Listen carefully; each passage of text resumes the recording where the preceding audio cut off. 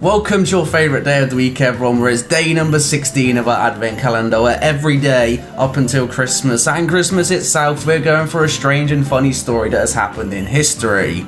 Yesterday we went through ancient Rome's obsession with penis, and if you're seeing this video it means YouTube hasn't banned me yet, so shout out to YouTube for that.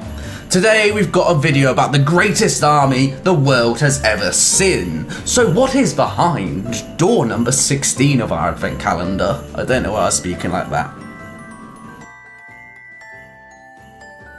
The Emu War of Australia.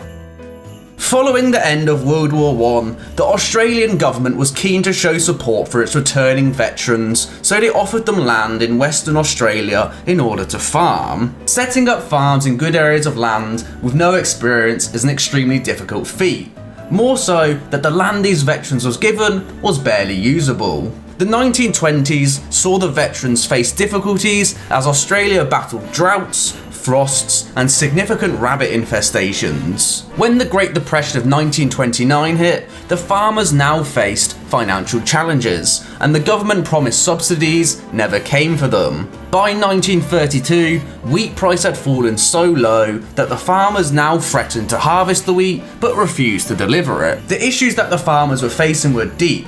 However, their problems soon worsened as an army of 20,000 emus descended upon Western Australia in the greatest army the world had ever seen. But my lord, there is no such force.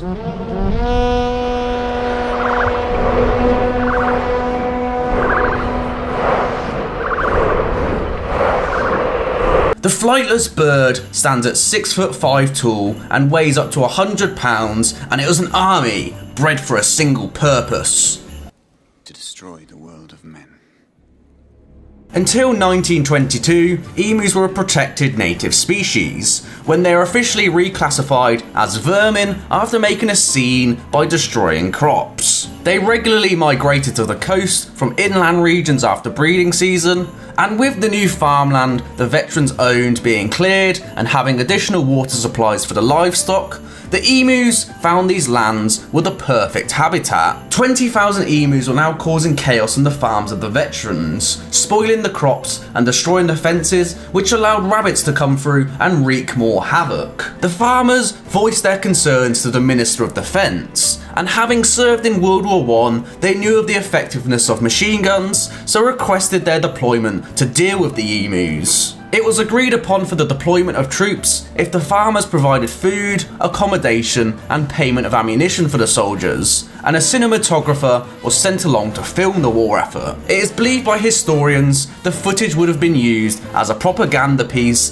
to illustrate how the government was helping its veterans, but the mission didn't go as planned. The war efforts were commanded by Major G.P.W Meredith, who had 2 Lewis guns and around 10,000 rounds of ammunition. Now, if you think that a few machine guns could gun down an emu army quite easily, you'd be mistaken. If the emus were shot at, they wouldn't all just run in one concrete direction for easy shots, they'd all just kind of spaz out and scatter everywhere. While running, their legs, neck, and head move with such fluidity that you wouldn't mistake them for professional dancers. The assault by Meredith began on the 2nd of November 1932, where they encountered 50 emus and attempted to herd them into an ambush.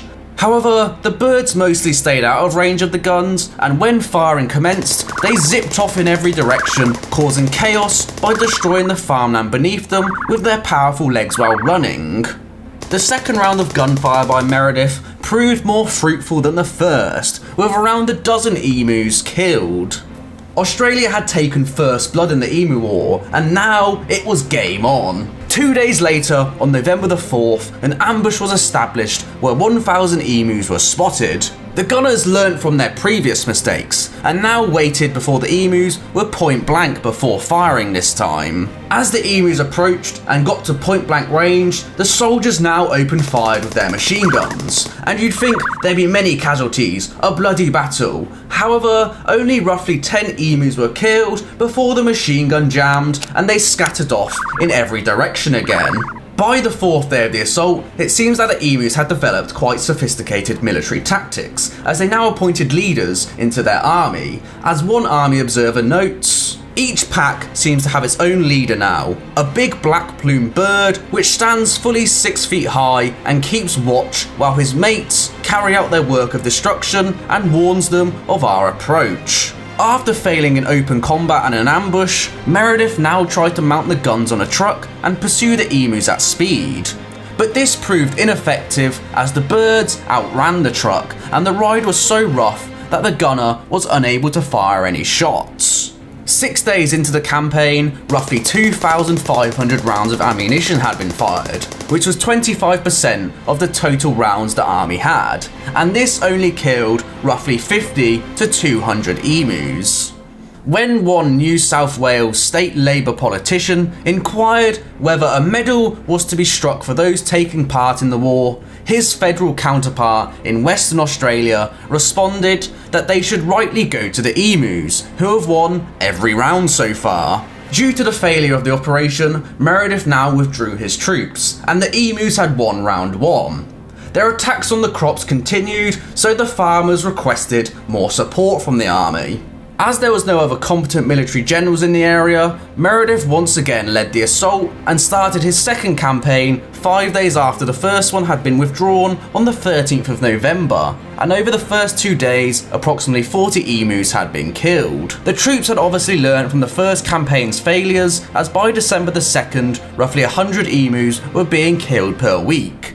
Meredith claimed it took roughly 10 rounds of ammunition per confirmed kill and said roughly 1,000 were killed, with another 2,500 dying from their injuries.